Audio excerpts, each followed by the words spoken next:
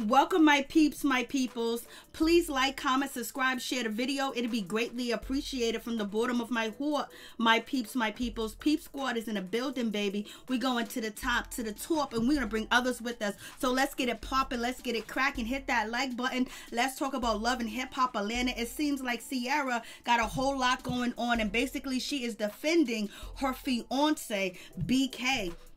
She don't want to hear what nobody got to say. She don't care what people say, because somebody in her comment section said to Ciara, you know, won't you leave BK, because you know what, you should have some self-respect, and the way he dogs you out and the way he mistreats you and talk to you in public, it's a damn shame, girl. And Ciara, she responded, don't want to. So basically she don't want to. She do not want to leave BK. She is happy. She is used to the mistreatment. She is used to, you know, BK doing what he do. He done cheated on her over and over and over, and even brought the girls that he was cheating on her with onto Love and Hip Hop Atlanta, and they got a paycheck off of Ciara too as well. It may have kept her relevant, but it's like, damn, your man is out here doing the most. But even though Ciara has admitted to cheating on BK too as well, but I believe BK cheated first. So Ciara doesn't really care what BK does and how he kind of belittles her, and basically he talks down to her. He acts like she is his child.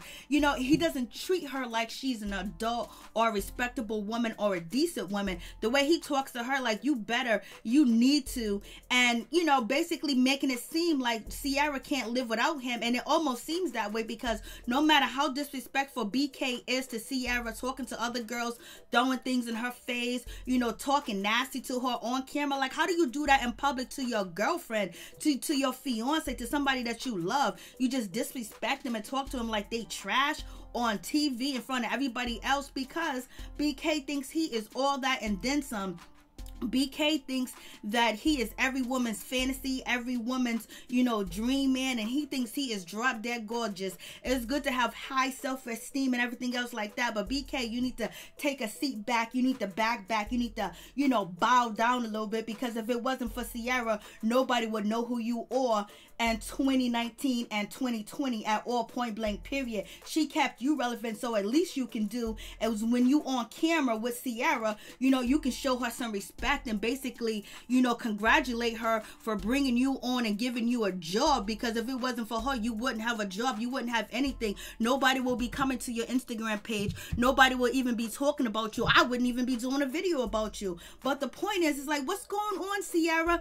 Ciara, you beautiful. You got it going on. Your business smart too as well. You're a businesswoman, you're a boss and everything else like that, but you seem to pick chumps. You seem to pick guys that don't mean you no good. You seem to pick guys that are jealous of you and jealous of what you have and can't let you live and can't let you breathe, you know, in the clouds, you know, with rainbows around, you know. It seems like BK just always wants a piece of what Ciara is doing, and he is just so disrespectful and so embarrassing too as well, when he done showed up to, you know, Ciara's daughter's birthday party, and then he's gonna bring text messages of Ciara allegedly cheating on him and talking to, you know, Shooter, and basically, you know, hitting Shooter up and basically, you know, getting that booty call from Shooter or somebody else. Like, that's her daughter's party. She got kids. Why would you try to want to defame her and embarrass her and ruin her reputation too as well on national TV, on camera, with text messages? Who does that? What kind of man in their right mind would do that? Even if you're doing it for a paycheck, even if you're doing it for a storyline, you got to think about the consequences of the situation, where it doesn't make Ciara look good. It doesn't make her look like a good parent and she's making good choices with you, when we know she is a good parent, when we know that she has been a single mother for a little bit, you know what I mean, and doing her thing, even though, you know, Shooter's there and he does take care of his kids. He's there with his kids. His kids are number one. You go to his Instagram page, he don't got no females on. The only thing he got on there is his kids. His kids. And so I was just like, why would you even bow down to BK? BK is not worthy to bow down to. BK is not the type of man that you want to spend the rest of your life with.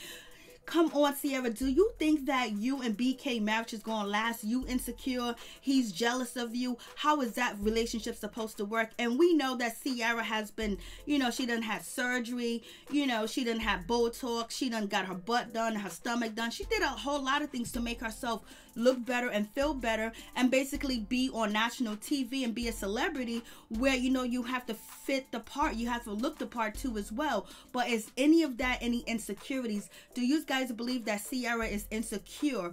Do you think that she has issues with the way that she looks? Do you think that she has self-esteem issues?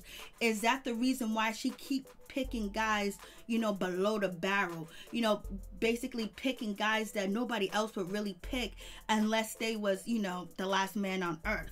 So it is what it is with that situation. But moving on from that, we have the situation where it comes to Rod.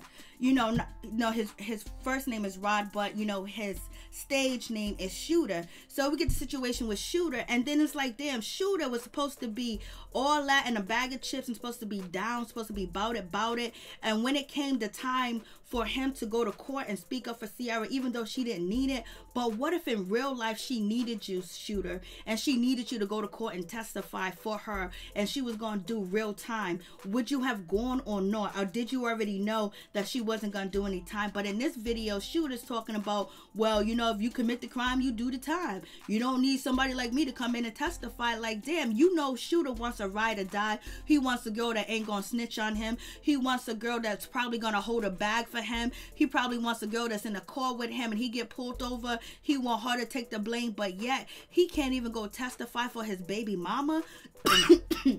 I'm coughing on that situation because I'm like, damn, what's going on? Like, come on, Shooter, what are you doing? You're supposed to be the OG. You're supposed to make sure you protect the woman. You stick up for the woman. You keep the woman out of jail. You keep her out of being incarcerated. You're supposed to have her back. You're supposed to be there. You're supposed to talk to that other woman, say, hey, listen, you need to drop them charges. You're supposed to have your baby's back, even though y'all ain't together. But allegedly, we have, you know, Mr. BK saying that you guys are still talking and was talking a minute ago, a couple of months ago, you know, and that's why he went to the birthday party to try to expose Sierra for talking to you and talking to another gentleman. You know, them late night booty calls, pull up, I'm around the corner.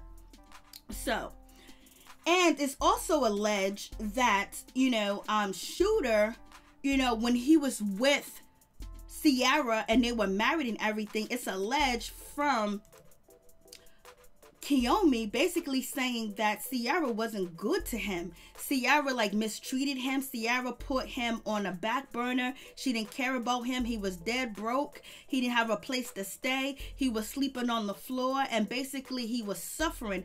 And also, you know, Shooter also, you know, basically said that, you know, Kiyomi's telling the truth, that this did happen, that at one point in time Sierra didn't have, you know, his back or whatever. And Kiyomi basically saying that the reason why Shooter and Sierra broke up is because Sierra turned her back on Shooter and she left him out here to dry. She left him out here, you know, to rot away. And so happens he was able to get on his 2 feet and basically do his thing and try to be the new StevieJ of love and hip hop Atlanta, because baby, he was making his way, he was making his rounds. I was like, Lord have mercy. I was like, Shooter got a whole lot going on.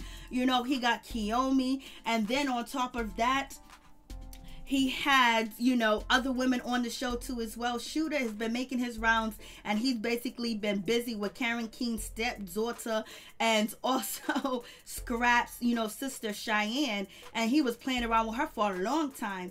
But I don't know who he's playing with now, because it doesn't seem like him and Kiyomi or keeping up the same energy as they was on Love and Hip Hop Atlanta. So was their relationship just a TV relationship? Did Kiyomi just get on TV, you know, basically with a relationship with Shooter because he was connected to other women on the show? So therefore, you know, it'll be a big storyline, a big story plot. But because we don't even see, you know, Kiyomi and Shooter at the same place at the same time ever since the show got canceled, and even before the show got canceled. So was their relationship real? Was it real serious? What was going on? And see, maybe the relationship he had with Cheyenne may have been serious, but the relationship he had with Kiyomi may have not been serious. Or did Kiyomi wake up and smell the coffee and she moved on from Mr. Shooter from Love and Hip Hop Atlanta? Basically, you know, she woke up and she felt like, damn, I'm at the bottom of the barrel. I need to move forward. But it's also said that Miss Kiyomi was over there with Scrappy. She was getting some of that scrappy meat. You know, Scrap, Karen King's son. She was getting some of that meat too as well. It seemed like she might have liked Scrap meat a little bit more better. So you guys tell me what you think about this situation. I was like, Lord have mercy, please, Ciara, wake up, baby girl. Wake up before it's too late and before your bank account is empty, and your daughter needs you to focus on her and not focus on you know who, and that is Mr. BK. For real, for real.